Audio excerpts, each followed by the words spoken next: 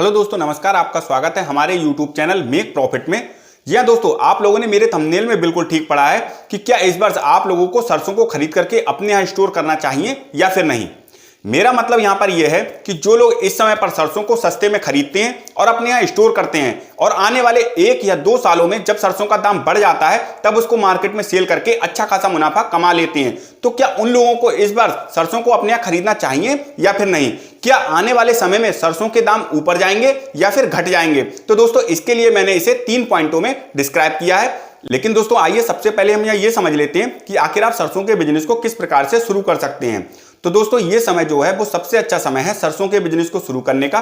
15 फरवरी से लेकर के 31 मार्च तक लगभग सभी खेतों से सरसों कट करके मंडी में आ जाती है और इस समय जो सरसों का प्राइस है वो है हमारा 4700 रुपए से लेकर के 5000 रुपए के बीच में। ये प्राइस जो है दोस्तों उत्तर प्रदेश के बरेली जिले का मैं बता रहा हूं। हो सकता है आपके यहां पर प्राइस कुछ और हो, क्योंकि हर जगह के प्राइस में आपको कुछ ना कुछ डिफरेंस देखने को मिल जाएगा। दोस्तों आने वाले 15 दिनों में हो सकता है सरसों का जो प्राइस है वो आपको 4000 रुपए तक देखने को मिल सकता है। और दोस्तों अगर मान लीजिए मौसम इस समय खराब है और बारिश हो जाती है तो सरसों की जो आवक है वो मंडियों में कम हो जाएगी, तो हो सकता है रेट थोड़ा सा ऊपर चला जाए। लेकिन दोस्तों आने वाले समय में सरसों का प्राइस आपको 4000 रुपए से लेकर के 4200-4300 रुपए तक देखने को मिल जाएगा। और दोस्तों सरसों एक ऐसा प्रोडक्ट है जो कभी खराब नहीं होता है। इसे आप 1 साल 2 साल 4 साल 5 साल तक आसानी से रोक सकते हैं। इसको ना तो चूहे खाते हैं ना ही इसमें घुन लगता है। अगर आप इसे अपनी छत पर भी सूखने को रखेंगे तो आप देखेंगे इसको ना तो चिड़िया चुगती हैं और ना ही इसे बंदर खाते हैं। और दोस्तों जब भी आप अपने यहाँ पर सरसों को स्टोर करें तो बस आपको एक बात का ध्यान रखना होता है कि वहां पर सीलन नहीं आनी चाहिए और हमेशा सूखी सरसों को ही खरीद करके अपने यहाँ स्टोर करना चाहिए।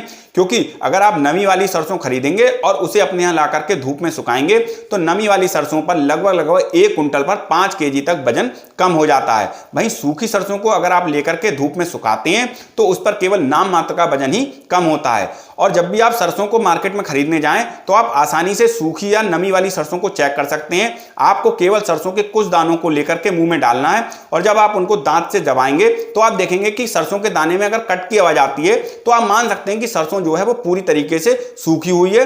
और वहीं अगर सरसों का दाना हल्का सा पिचक जाता है तो उसमें जो है नमी है। नमी की मात्रा जो है आप प्रॉपर चेक नहीं कर सकते हैं, जिसकी वजह से आप सरसों को खरीद करके नुकसान में चले जाएंगे। क्योंकि जब आप अपने यहाँ नमी वाली सरसों ला करके सुखाएंगे तो उसमें अच्छा खासा वजन कम हो जाएगा। तो दोस्तों सरसों की इन्हीं क्वालिटियों की वजह से सरसों के जो बिजनेस है उसको नंबर 1 कैटेगरी में रखा गया है। और दोस्तों भारत के 5 राज्यों में सरसों की सबसे ज्यादा पैदावार होती है, जिनमें हमारे पहले नंबर पर आता है राजस्थान, दूसरे पर उत्तर प्रदेश, तीसरे पर हमारा पंजाब, चौथे पर हरियाणा और फिर आता है हमारा मध्य प्रदेश।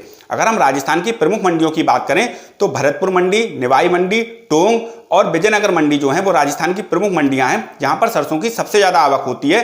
भाई अगर उत्तर प्रदेश की प्रमुख मंडियों की बात करें तो आप देखेंगे बहराइच, फैजाबाद, बिजनौर और बलरामपुर जो है प्रमुख मंडियां हैं उत्तर प्रदेश की, जहां पर सरसों की सबसे ज्यादा आवक होती है।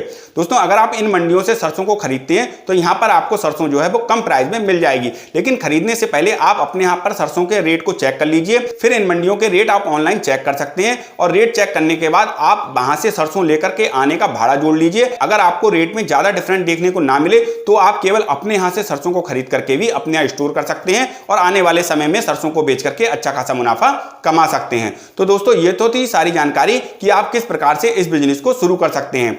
अब बात करते हैं हम उन 3 पॉइंटों की कि क्या इस वर्ष आपको सरसों को खरीद करके अपने स्टोर करना चाहिए या फिर नहीं।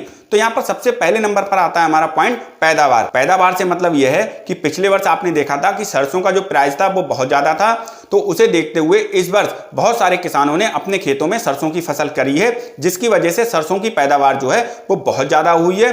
और प्राइस को देखते हुए ही इस वर्ष जो है छोटे छोटे लोग जो हैं वो भी अपने यहाँ पर सरसों को स्टोर करके रखेंगे। वो भी अपने यहाँ पर 1 से 2 साल तक का सरसों का स्टॉक रखेंगे। तो ऐसे में हो सकता है कि 1 से 2 साल तक सरसों का रेट ना बढ़े। दोस्तों दूसरा पॉइंट है हमारा बाजार में बिकने वाला सरसों का तेल। दोस्तों पहले इसमें 80% तक की मिलावट होती थी, जिसे घटा करके 60% कर दिया गया था। तो दोस्तों आपको सरसों के तेल के प्राइस में अच्छा खासा उछाल देखने को मिला था, जिसे अब फिर से बढ़ा करके 80% कर दिया गया है, जिसकी वजह से भी हो सकता है आने वाले 1 या 2 सालों में सरसों का जो प्राइस है वो ऊपर ना जाए। तो तीसरा पॉइंट है हमारा 2024 में होने वाले लोकसभा के चुनाव। दोस्तों चुनाव के समय पर सरकार जो है खाने पीने की जो चीजें हैं उनके रेट को मेंटेन रखती है, उनको बढ़ने से रोकने के लिए हर संभव कोशिश कोशिश करती है। तो ऐसे में हो सकता है 1 से 2 साल तक सरसों के प्राइस जो हैं वो ऊपर ना जाएं, उनको मेंटेन रखा जाए, जिसकी वजह से अगर आप इस समय पर सरसों को खरीद करके भरते हैं तो आने वाले समय में आपको अच्छा खासा मुनाफा नहीं मिलेगा। लेकिन दोस्तों अगर आपका नजरिया लॉन्ग टर्म का है, यानी कि आप काफी लंबे समय तक 3 साल 4 साल या 5 साल तक अपनी सरसों को रोक करके अपने यहां रख सकते हैं, तो आप दोस्तों इस बिजनेस को शुरू कर लीजिए, क्योंकि आने वाले 4 से 5 साल बाद सरसों का जो प्राइस है वो आपको लगभग डबल देखने को मिलेगा यहां से। क्योंकि अगर आपने 4000 रुपए भी इस पर सरसों ली है